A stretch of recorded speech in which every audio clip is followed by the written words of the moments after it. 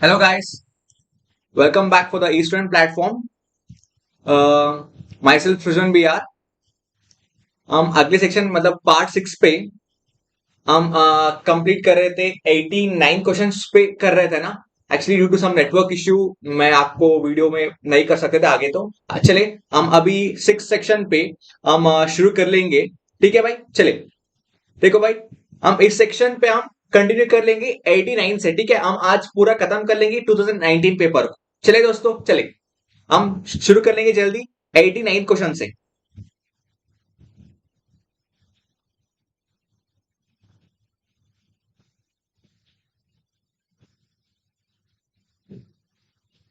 देखो भाई, 89 क्वेश्चन ये ना। हाँ, देखो भाई क्या पूछ रहा है इसमें।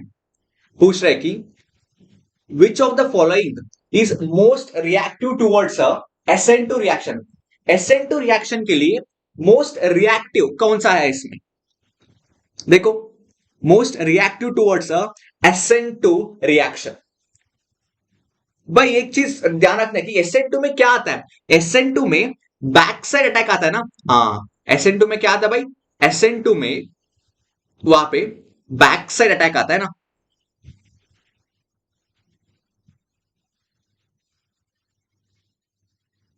SN2 रिएक्शन पे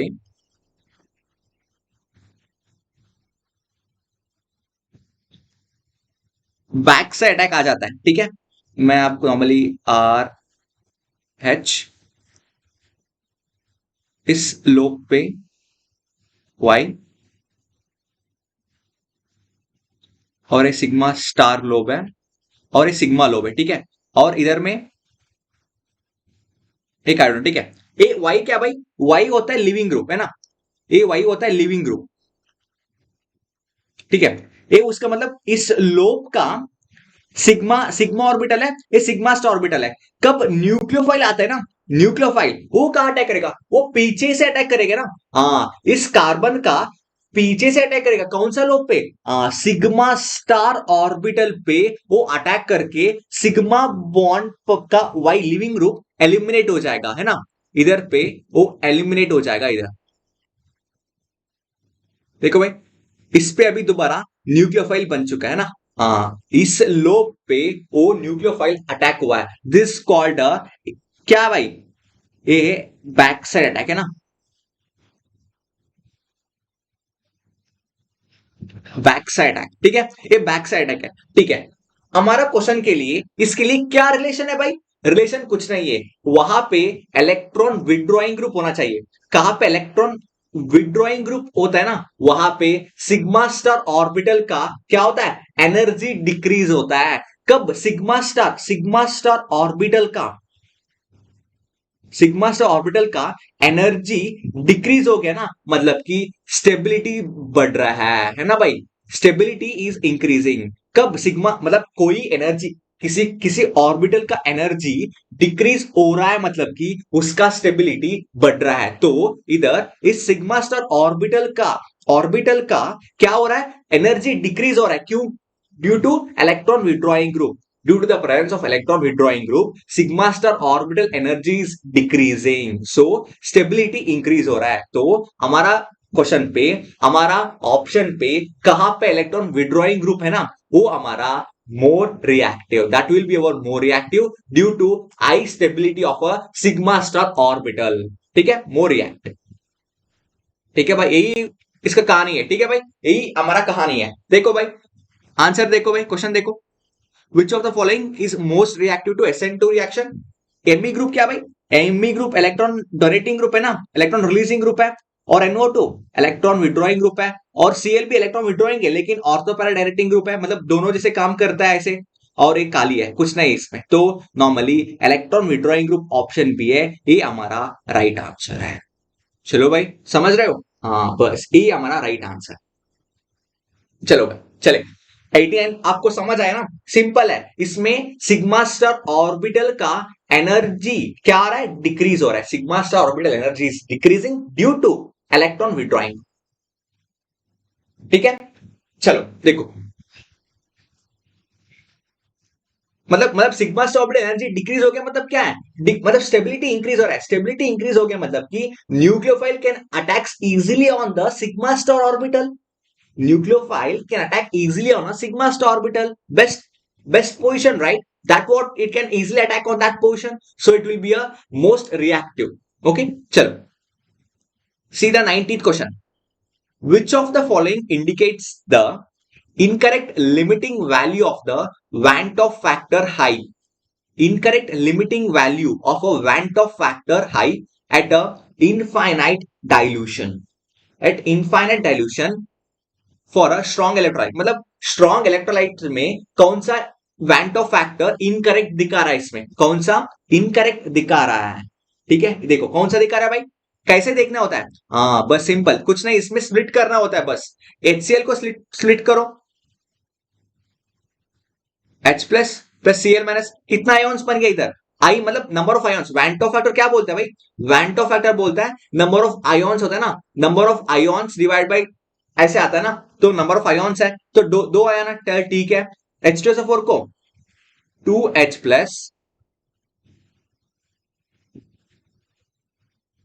SO4 2 माइनस है, तो कितना आयोन्स है? एक्चुअली 3 होना चाहिए ना, हाँ ये 3 होना चाहिए, ठीक है 2 लिखा है, चल ठीक है कोई नहीं, इस ए भी गलत है, ठीक है, इट्स इनकरेक्ट, इनकरेक्ट वैल्यू है, 2H प्लस होता है इसमें, और इसमें NH4 प्लस Cl माइनस, तो 2 होना चाहिए ना, 6 दिया है, हाँ ए भी गलत है भाई, ए भी गलत है, ए ठीक है, मतलब ए ठीक है, राइट, ए हमारा राइट आंसर दोनों है। और उसके इसको देखो के प्लस 4K प्लस एक कोऑर्डिनेशन स्पेयर है ना CN6 माइनस, बस ए 5 ही है, ए 5 ही है बस, 4 plus ions, 4K plus ions and 1 minus ion, तो कितना हो गया? 5 हो गया। और गलत कहां पे है?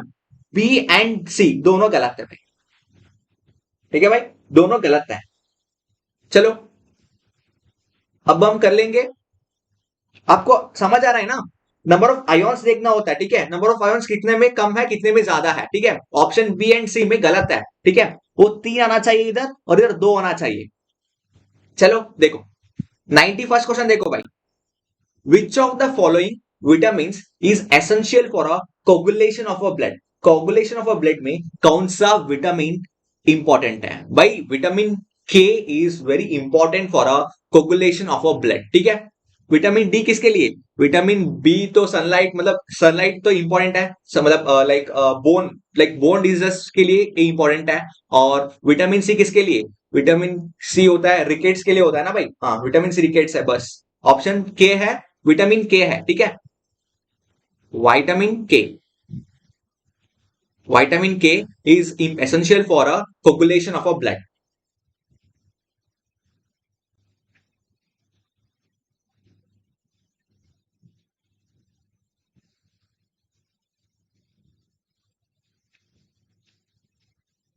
Essential for a coagulation of a blood. चलो भाई 92nd देखो भाई, 92nd क्वेश्चन क्या पूछ रहा है?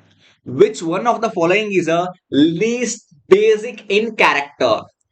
विच of the following is a least basic in character? For basic character आपको एक चीज पता है, एलिफेटिक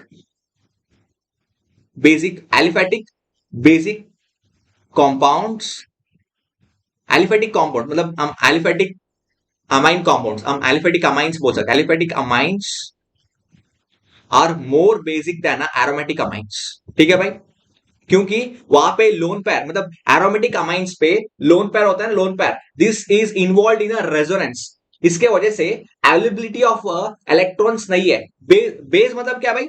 बेस मतलब लोन पेयर्स अवेलेबल होना चाहिए और इलेक्ट्रॉन्स अवेलेबिलिटी होना चाहिए थी, डोनेट कर सकता है तो, है ना, मतलब डोनेट कर सकता, मतलब एक्सेप्ट कर सकता है, मतलब डोनेट कर रहा है मतलब कि H प्लस को एक्सेप्ट करने के लिए हमको थोड़ा इलेक्ट्रॉन्स चाहिए ना, H plus is a positive charge, है ना, उसको हम एक्सेप्ट करने के लिए थोड़ा हमारे पास इलेक्ट्रॉन रिचनेस होना चाहिए, लेकिन एरोमेटिक पे इलेक्ट्रॉन्स है ना, this are involve in resonance, so aromatics are less basic.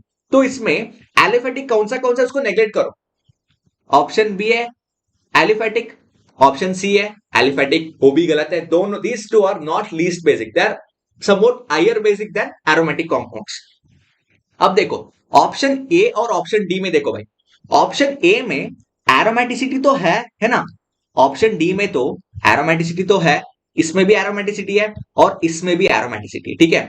लेकिन लेकिन इसमें दूसरा नाइट्रोजन एटम है, ये क्या काम करेगा, इसके पास तो लोन पेयर है, दिस इज फ्रीली अवेलेबल, ठीक है। ये लोन पेयर फ्रीली अवेलेबल है, इसके वजह से this will be somewhat higher basic compare to the pyrrole, ठीक है। सो हमारा आंसर है pyrrole is a least basic because the lone pairs on involve in because lone pairs are involved in a resonance and pyrrole is aromatic in nature, aromatic in nature, बस हो गया भाई काम, बस हो गया। अब देखो, अब 93 क्वेश्चन देखो भाई, क्या पूछ रहा है, आंसर मिल गया ना, ऑप्शन डी हमारा राइट आंसर है, ठीक है, ऑप्शन डी इज हमारा राइट आंसर।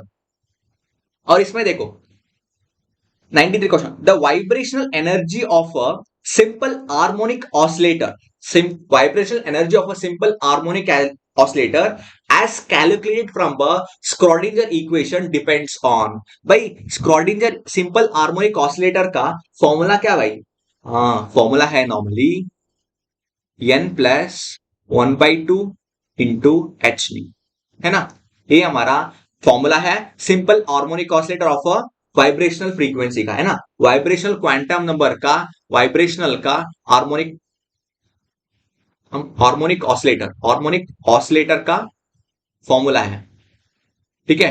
तो ये किस सिंपल हार्मोनिक ऑसिलेटर का फॉर्मूला है ऑफ क्वांटम मैकेनिक्स, ठीक है।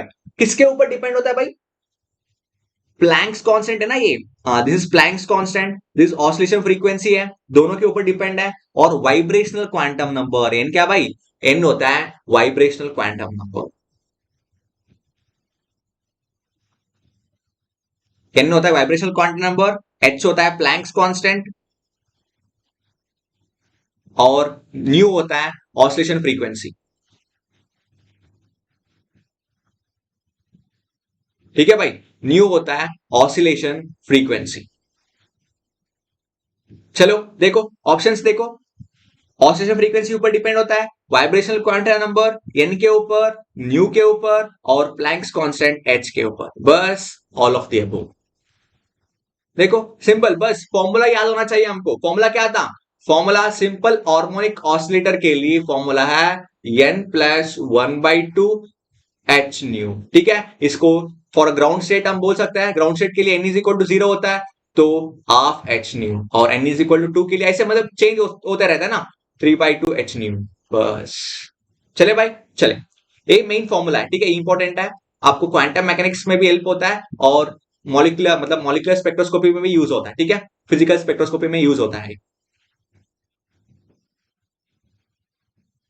ऑल ऑफ दी एबो भाई, ठीक है, सभी के ऊपर डिपेंड होता है। अब देखो 94 क्वेश्चन देखो भाई, the frequency 3 into 10 power 18 hertz falls in the, कौन सा रे में, कौन सा इलेक्ट्रोमैग्नेटिक रेडिएशन पे बहुत सारा डिफरेंट डिफरेंट रीजन आता है, इसमें 3 इंटू 10 पावर 18 हर्ट्स कि कौन सा रेंज पे आता है। देखो भाई मैं आपको चार लिख लेता हूं कि रेडियो वेव्स माइक्रोवेव्स कहाँ कहाँ पे, रेडियो वेव्स का मतलब ये रफ वैल्यूज है, ठीक है, मतलब पूरा एग्जैक्ट वैल्यूज नहीं है, आपको एग्जैक्ट वैल्यूज में बुक में मिल जाता है ना, 2 इंटू 10 पावर 8 हर्ट्ज तक का रेडियो वेव्स का है, और माइक्रोवेव का है 10 पावर 8 टू 10 पावर 12 होता है, ठीक है, और माइक्रोवेव का हो गया, और IR इंफ्रारेड का है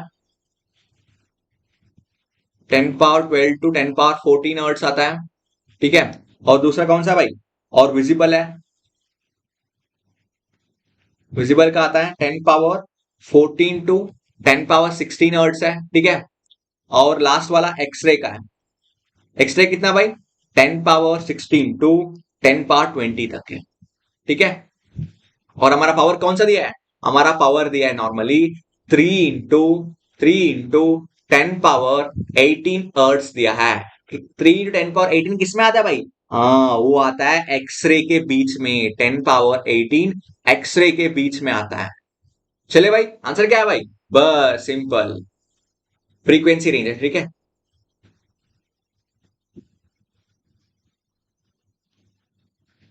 देखो भाई, 10 power 18 hertz falls in the X ray region. बस हो गया। चले, 94 क्वेश्चन देखो भाई, 94 question, so 95 question. The reduced carbon-carbon bond strength or order in a Zeal salt as compared to carbon-carbon bond in a free ethylene is due to which factor? The reduced carbon-carbon bond strength or order मतलब कि carbon-carbon order होता है ना in a Zeal salt is compared to carbon-carbon bond in a free ethylene is due to following factor: hybridisation, back bonding और back donation, और quadrupole bonding. कौन किस पे ऊपर? हाँ भाई देखो, जील सॉल्ट का स्ट्रक्चर देखो भाई पहले। जील सॉल्ट का स्ट्रक्चर कैसे आता है भाई? देखो, प्लैटिनम प्लैटिन आता है, एक क्लोरीन मॉलिक्यूल, और इधर स्क्वायर प्लेनर स्ट्रक्चर है ना भाई। हाँ देखो, ये नॉर्मली ये स्ट्रक्चर, ठीक है। देखो, इसमें बैक बॉन्डिंग आता है, ठीक है। देखो डबल बॉन्ड है, ठीक है। डबल बॉन्ड होता है ना, डबल बॉन्ड तो ठीक है। कब ए बैक बॉन्डिंग हो जाता है ना, बैक बॉन्डिंग, सॉरी, इधर से बैक बॉन्डिंग हो जाता है ना, वहां पे हमको स्ट्रक्चर चेंज हो जाता है कि ऐसे ही बॉन्डिंग आया, दिख रहा है आपको? हाँ, ऐसे फॉर्म होता है बैक बॉन्डिंग पे, due to back bonding.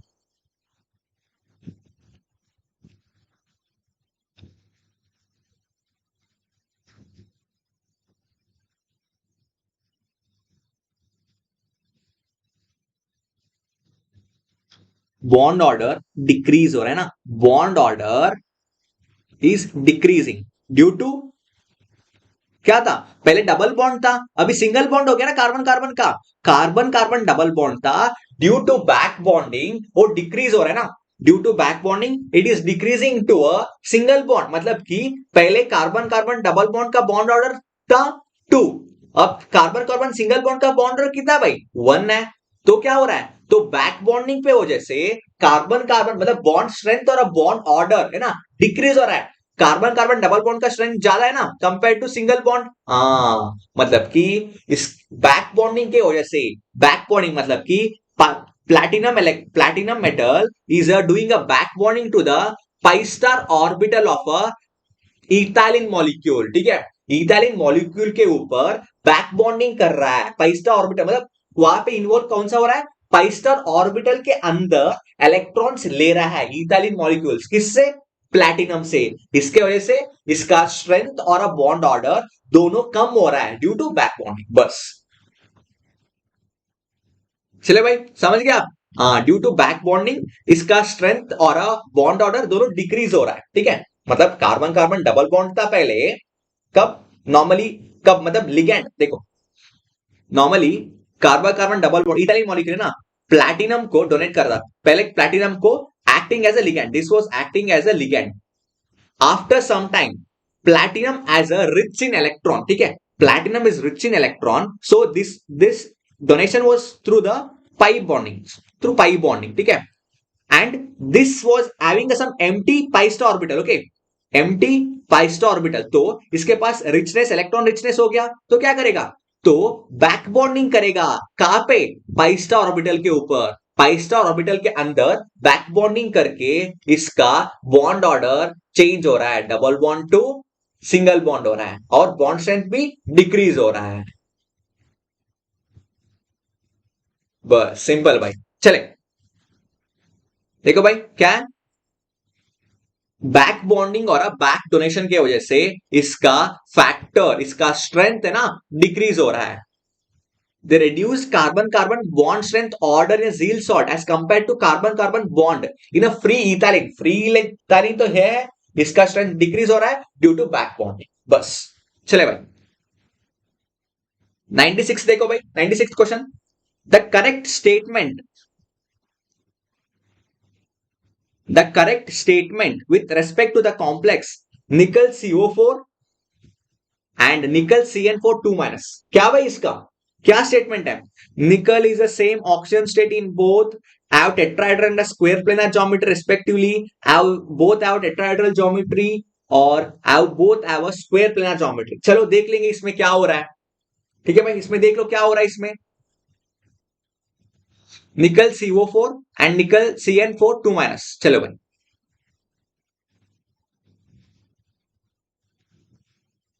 CO4, दूसरा निकल CN4 2 माइनस. इस निकल का कितना ऑक्सीजन स्टेट है? ये जीरो है. क्यों? कोबाल्ट है, क्या है? न्यूट्रल लिगैंड है ना, तो जीरो ऑक्सीजन स्टेट तो जीरो है. ठीक है, और इसका कितना भाई? CN तो कितना है? CN तो माइनस है, तो 4x plus -1 is equal to -2, तो x विल बी +2, सो निकल will be having a +2 charge. चल ठीक है, कोई नहीं. और इसका हाइब्रिडेशन देखो भाई, निकल निकल 3D8 4s2 है.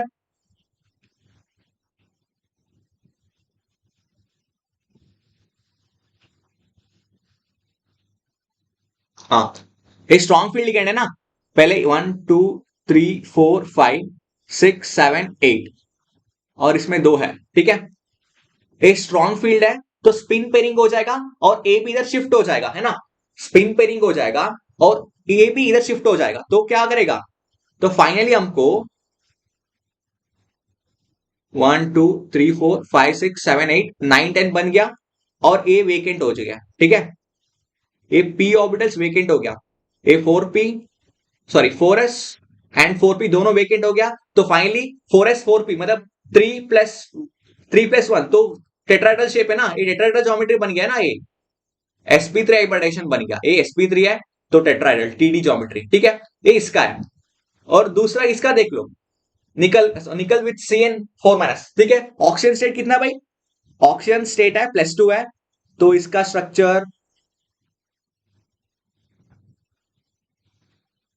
+2 मतलब क्या आता है? 3D8 4s0 है. ठीक है, स्ट्रॉन्ग फील्ड लिगेंड है, तो स्पिन पेयरिंग पहले कर लेंगे. 1 2 3 4 5 6 7 8. ठीक है, देखो एक d ऑर्बिटल है, एक s ऑर्बिटल है और 2 p ऑर्बिटल है.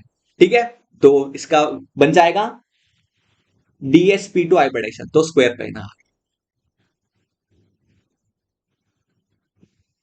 बस हो गया भाई. चले, सिंपल क्वेश्चन है, इसमें तो कुछ नहीं है, just you have to find the oxygen state. ठीक है, CO4 माइनस का ऑक्सीजन स्टेट जीरो है, तो इसका तो इलेक्ट्रॉन्स है, और तो जब मतलब स्पिन पेयरिंग हो जाएगा तो इसका वेकेंट आ जाएगा 4s 4p, तो tetrahedral shape.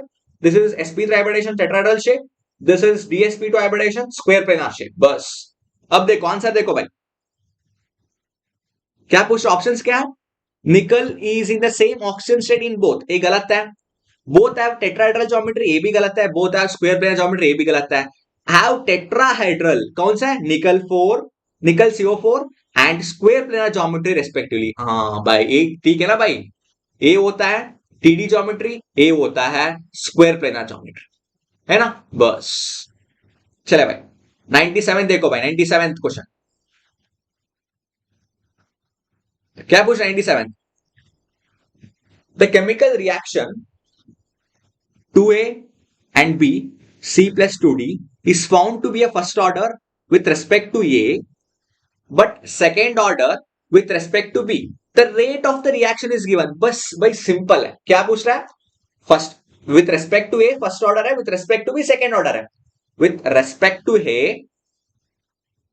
with respect to A first order, with respect to B second order. बस एक है रेट ऑफ द रिएक्शन. बस ए ए कहां पे है? ए हमारा राइट आंसर है भाई. चलो देखो, ये हमारा राइट आंसर बी.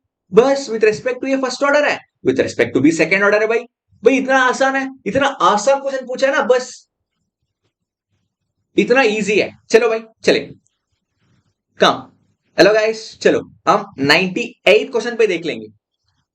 देखो भाई, what is the question? Just read the question once. Chemical potential is also known as, chemical potential is also known as what? Chemical potential is also known as the Parsheimer enthalpy. क्या? Partial molar volume, partial molar entropy, तीनों भी बुलाते हैं हमने। Partial molar enthalpy, partial molar entropy, partial molar volume, बस तीनों तीनों बुलाते हैं क्या? देख लो।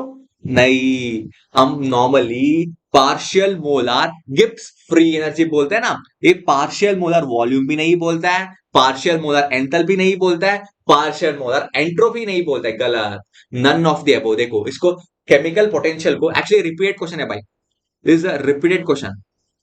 ठीक है, देखो मैं बोलता हूं क्या, केमिकल पोटेंशियल को हमने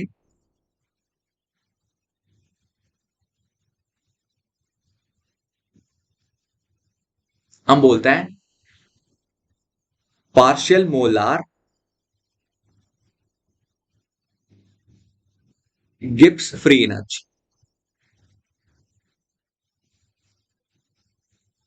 इसका फॉर्मूला क्या भाई, मतलब इक्वेशन क्या है, nu i is equal to delta G by number of molecules at constant temperature, pressure and n j plus or minus equal to 1। चलो ये हमारा इक्वेशन है, partial molar Gibbs free energy. ठीक है, हम केमिकल पोटेंशियल को इसी को ही बोलते हैं, बस किसी और को नहीं। ठीक है, हम केमिकल पोटेंशियल को गिब्स फ्री एनर्जी को ही बोलते हैं। ठीक है भाई, चले। और आंसर कौन सा था, नन ऑफ दिस है। ठीक है, क्योंकि किसी को भी अलो नहीं करे। ठीक है, कोई भी नहीं आता इसमें, दोनों ही है। ठीक है भाई, चले। 99 क्वेश्चन देखो भाई, 99 क्वेश्चन क्या पूछ रहा है, who is regarded as a father of a modern chemistry. Modern chemistry का फादर कौन कौन है भाई, एंटोनी लेवेसियर। सीवी रामन तो नहीं है, रुदरफोर्ड तो नहीं है, आइंस्टाइन भी नहीं है, वो होता है एंटोनी लेवेसियर। कौन भाई, एंटोनी लेवेसियर। आप एक क्वेश्चन मतलब 11th पे स्टार्टिंग चैप्टर में आपको यही क्वेश्चन आता है ना, एंटोनी लेविसियर का रूल। ठीक है ना, देखो भाई, भाई क्या क्या तरीका, मतलब कुछ भी क्वेश्चन पूछ लेता है भाई, एंटोनी लेविसियर बस। ठीक है, आपको पता होगा ना, तो आप कर सकते, मतलब कर सकते हैं यार, सभी को ये पता है ना। वेरी इजी क्वेश्चन है, कोई दिक्कत नहीं, एंटोनी लेविसियर है हमारा राइट आंसर है। चलो भाई, ठीक है, अब चले लास्ट क्वेश्चन पे ऊपर। क्या पूछ रहे लास्ट क्वेश्चन, हाँ लास्ट क्वेश्चन पूछ रहा है कि एनएमआर डेटा में पूछ रहा है last question, 100 question. Okay, centurion question, this is a century question. देख लो भाई, ध्यान में देखो सेंचुरी क्वेश्चन को क्या पूछ रहा है, the HNMR spectrum of a mixture of a benzene and a acetonitrile shows a two singlets of a equal integration, the molar ratio of a benzene and acetonitrile is। देखो भाई, पहले benzene का कितना हाइड्रोजन से देख लो,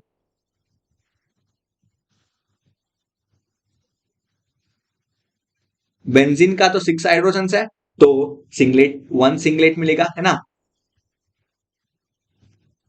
mixture of benzene and acetone shows 2 singlets, हाँ मतलब कि बेंजीन का एक है, एसिटोनाइट्रिल का एक है। ठीक है, एसिटोनाइट्रिल कैसे आता है भाई, एसिटोनाइट्रिल है CH3 C है ना, ये एसिटोनाइट्रिल है, इसमें एक ही मतलब देखो, ये वाला हाइड्रोजन है ना, तीनों सेम ही चूज करता है। ठीक है, 1 सिंगलेट। इसका मोलर रेशियो पूछ रहा है। ठीक है, मतलब रेशियो क्या होता है, 6 हाइड्रोजन इज टू 3 हाइड्रोजन, है ना, 6 हाइड्रोजन इज टू 3 हाइड्रोजन।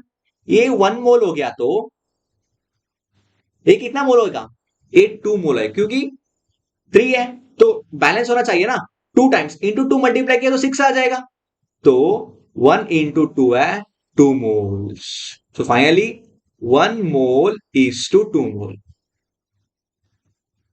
समझ रहे हैं ना आप, 3 हाइड्रोजन मतलब रेशियो पूछ रहा है, मतलब कितना ईस्ट टू इक्वल होता है। ये तो सिंगलेट सिंगलेट है, मतलब 2 सिंगलेट आता है, मिक्सचर मतलब दोनों मिक्सचर पे 2 सिंगलेट है, एक एसिटोनाइट्रिल का है और एक बेंजीन का है। ठीक है, बेंजीन तो ऑल हाइड्रोजन आर इक्वल। ठीक है, ठीक है, every hydrogen are having the same peak. Okay, singlet देता है, और इसका भी एक सिंगलेट है, दो सिंगलेट्स है, 2 singlets of a equal integration. ठीक है, द मोलर रेशियो मतलब रेशियो पूछ रहा है, कितना मोल्स हम मेजर कर सकते हैं दोनों में कंपैरेटिवली, है ना। 6 हाइड्रोजन को 1 मोल कंसिडर करो और 3 हाइड्रोजन को 1 मोल, बट इक्वल होना चाहिए ना रेशियो, तो इंटू 2 मल्टीप्लाई करो तो 2 मोल्स, 1:2 मोल, बस 1:2, बस हो गया भाई आंसर। हाँ चले भाई, चलो भाई हमने अभी तक ऑलमोस्ट 6-7 लेक्चर हो गया ना। हाँ ऑलमोस्ट कितना हो गया, ऑलमोस्ट 7 हो गया होगा।